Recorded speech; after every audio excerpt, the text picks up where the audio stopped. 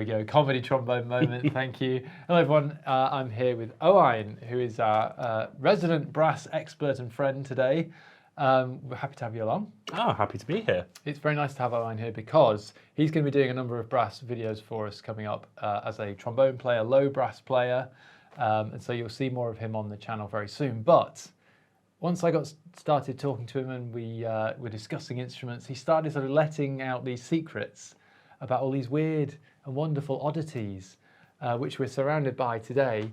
And I said to him, well, we've got to do a video kind of just introducing you and introducing the instruments. So actually, just before we dive in, a little bit of your background, because you are a working teacher, player of all things low brass. Yes, so I just really have a passion for music making, especially, as you can see, with these older, weirder instruments. You know, I love finding their links with modern music and also playing them in their old styles so that they're really period correct in their playing. Yeah, and so what we thought we'd do today is walk through some of these. So we've got things that are over 100 years old, some very specialist things in terms of their voicing, and Owain's going to kind of educate me and maybe some of you about the uses of why they were made in the first place, what sort of repertoire they might be used in, because there's lots of interesting stuff around where they sit voice-wise.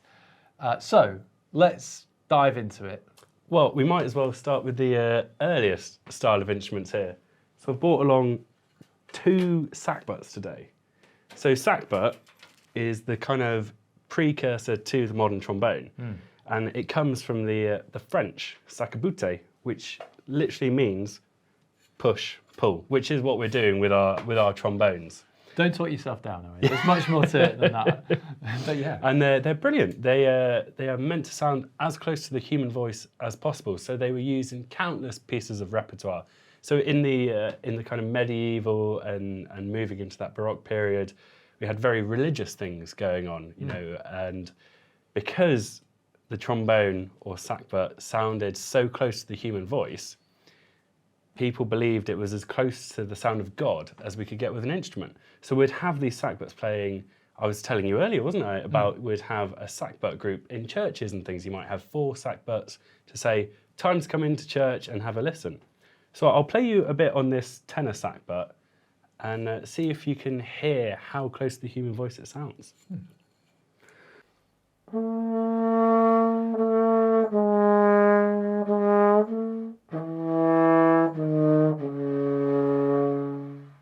So you might also see that the sackbut looks very weird.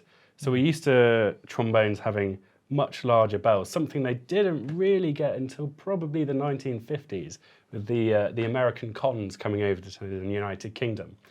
The bell's placement as well is also quite weird. So can you see it's a bit odd to what we're used to? Our bells were usually around here. So this sackbut was made to emulate where the bell would be. So it's in 4th position. So as opposed to 3rd here, it's in line with a concert D and a concert G in 4th.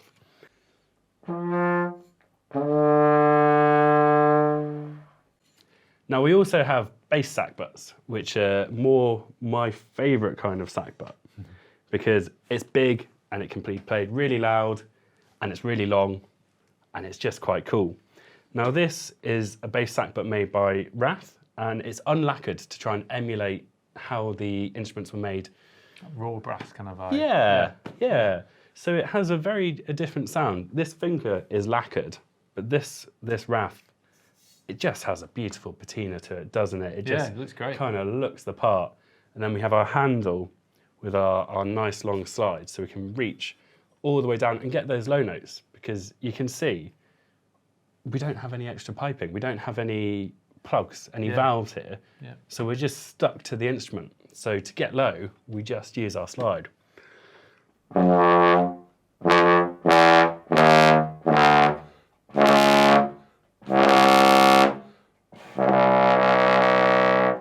It can go really low. We're getting down to kind of bottom B natural territory, something we can't actually get on a modern bass trombone without the use of the second valve.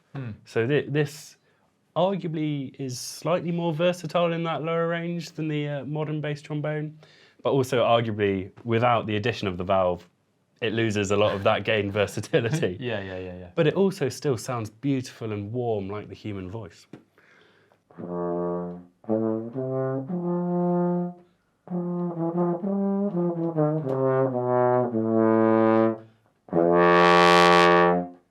can I ask a question actually, in terms of ensemble sizes, in that era, and this is a tricky one, sorry, but were the ensembles generally much smaller, whereas maybe now you're looking at a big concert orchestra, might be 50, 60 people even? Yeah, it was probably going to be smaller in size. You know, we have lots of 8 parts, 4 parts, maybe 12 parts, and it wouldn't be uncommon just to have one instrument to a part, or even taking the role of a vocal part.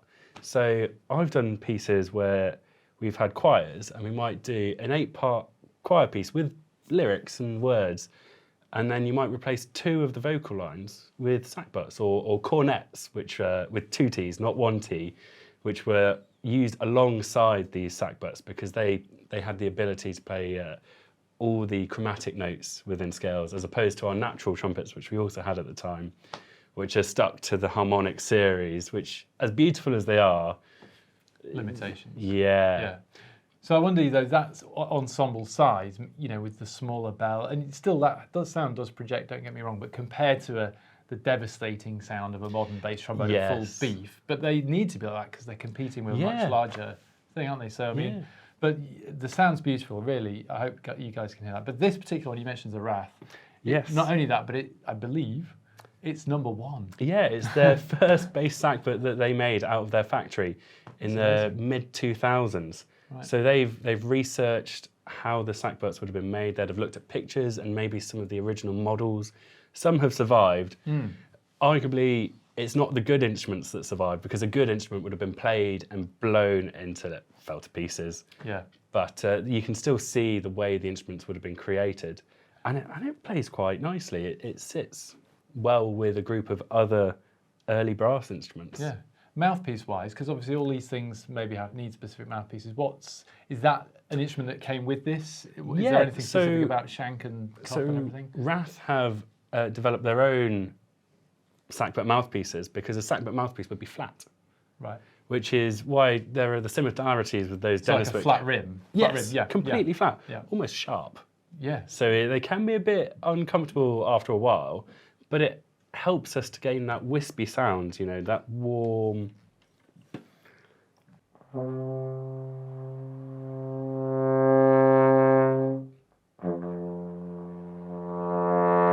You know, it's just naturally comes out like that with that flatter rim. It's rather nice. Cool. But moving forward, yes, we kind of got slightly larger in our trombones.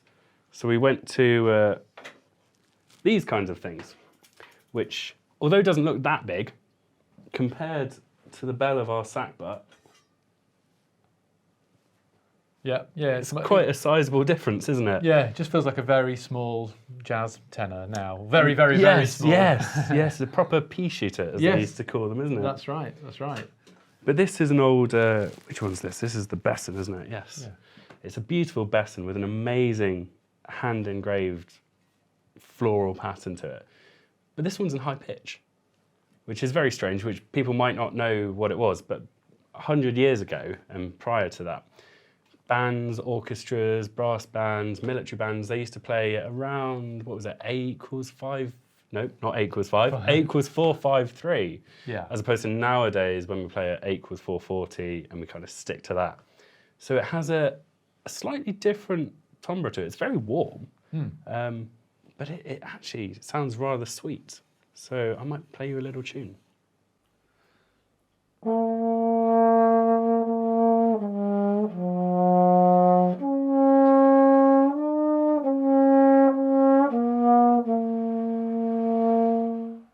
So it's still got some of that wispiness of the sackbuts, which had the smaller bells, but it has a bit more warmth for kind of developing into our modern kind of trombone sound here. And we say this is over 100 years old. Yes. Isn't it? From what we know. And I was mentioning the balance weight. Took this off for me earlier. It weighs an absolute ton. Yeah. It's far more than the weight of the bell. Yeah, it helps to kind of bring you back, and you kind of really feel quite balanced with it. Surprisingly so. You know, sometimes on modern trombones, you get pulled forward and it doesn't feel nice. But this, you could play it for hours and it's quite comfortable. So, in terms of repertoire though nowadays, what might you use this for, if anything? Yeah, it's. I don't want to say it's quite limited because I think it's a beautiful instrument that needs to be played. However, it does have its limiting factors. Being in high pitch is a very limiting factor. Yeah. But we can do period style or period correct styled performances. So Elgar, he would have written for trombones exactly like this. Elgar's own trombone was in high pitch. He knew exactly how the instruments worked. I was telling Sam earlier about how these tenors would have played lower than the equivalent bass trombone at the time, because on this tenor trombone, you can play a pedal B flat, whereas this G bass only goes down to a D flat, which is bizarre. You wouldn't think it, would you? So you'd have your first and your second tenor trombone players playing those pedals, and your bass trombone player, he might have a bar off. You know, you can just relax for a bit. Probably in the bar. What to do. Yes. Yeah. Maybe not in that era. But yeah, okay. So there are still some uses. But and what I suppose, without going too far down the rabbit hole, because we've got a couple of instruments to get through. What's interesting is when you hear that period repertoire played on the instruments of that age, that was what the composer envisaged that sound. Exactly what he was thinking of, or she was thinking of when they wrote that music. So it really is. It throws you back 100 years. You know, it kind of is as close to being there as we can get, which is quite magical. Yeah, isn't it? Especially through the medium of YouTube. There you go. Who knew? Yeah. Cool. Well, let's have a look at the G bass, and then we've got this little beastie behind me, which we're going to come to, which is a nice oddity too. But this, I just even point out, it's got some beautiful engraving floral patterns and the bell as well. Well, these are actually, it's rolled metal, so it's been like stamped and then rolled into shape. Nice. Which I only learnt the other day. And it's, I always assumed, I thought, oh, this poor man has been sat for ages. Yeah, no, it makes sense. They could do it on a quick scale. Yeah. Yeah. So this is Boozy & Co, is that right? Boozy & Co, yeah. Made in London. Made in London. Yeah, back when we were still making proper instruments in the capital. Now we get amazing instruments made in the UK, but a lot of our kind of professional trombones, we're getting a lot from America now, which are fabulous, but you know, this is a proper British made, which is quite fitting given that they were played in British brass bands until around 60s and 70s. You know, there was brass band music written that only these could play because they'd have a gliss that you can't achieve on a modern bass trombone, which is a G down to a D. So it's a very strange one, but it's quite nice. And they'd be sat alongside these modern, big American symphonic tenor trombones like the Con 88H. That design hasn't changed since the 50s, 60s. So you can imagine two fellas on tenor playing them and your mate on bass with this thing, with this handle. It's going to be a very strange but monstrous sound. I think it'd be quite nice. Another flat-rimmed mouthpiece on there? Yeah, Owen? a lot flatter. You know, we didn't really go to our modern style mouthpieces till a lot later on. But it's a bit trickier to play on this one. I've always found it's very weird. It feels almost never-ending inside. But once you get a hang of it, it plays really nicely. Okay. Yeah. Nice. Well, let's finish up then with our forward-facing instrument, our low brass forward facer behind. Yes. Let me grab that for you, he says. Ooh, there we go. This is a brilliant instrument to come out of the King Eastlake, Ohio factory. It's a kind of forward-facing baritone euphonium thing, and you'd see them in marching bands. So you can see, actually, this one has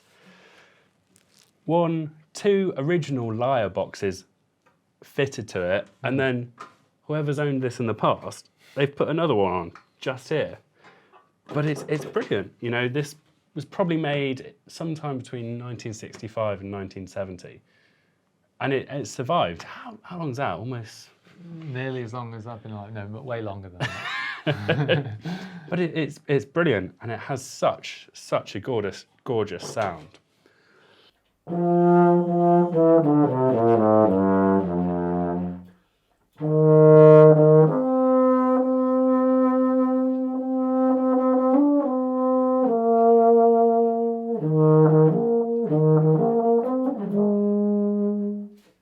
Despite the fact that it looks a little bit worse for wear, it makes a lovely sound. Everything works.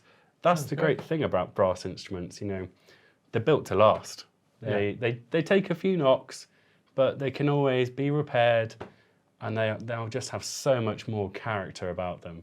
You know, this one has the lovely kind of satin silver finish that was so popular. You see it on some of the old British instruments as well. This gorgeous, gorgeous satin finish. And then in the bell, which needs a polish, it has a lovely shiny silver to it. But it's absolutely brilliant. So from a playing point of view now, this is in your collection. I know you've got a number of instruments. Where might you be pulling that out? In sort of I could do a bit of small jazz group as well. Yeah, I think this will be, well, I plan to be using it alongside my small bore tenors when I'm playing in small band jazz, and I just want to do a little solo and just have a little waggle on my valves.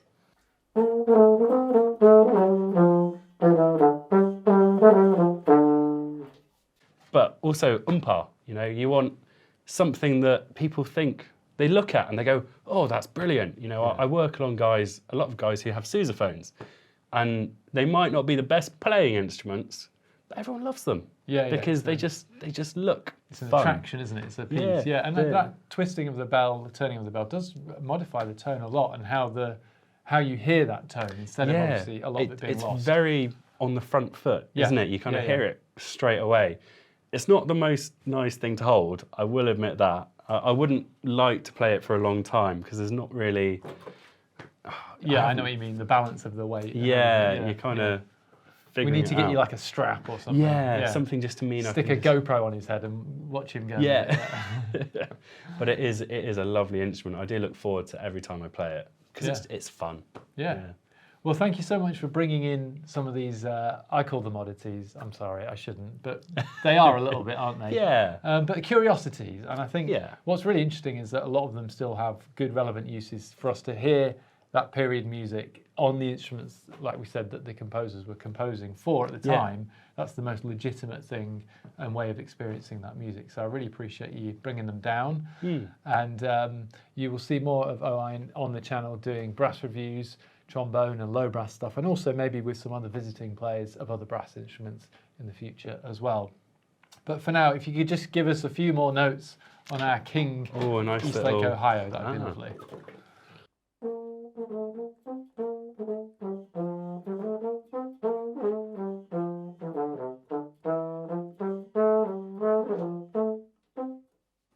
Nice. There you go. Thank you for watching, everyone. We'll see you again very soon.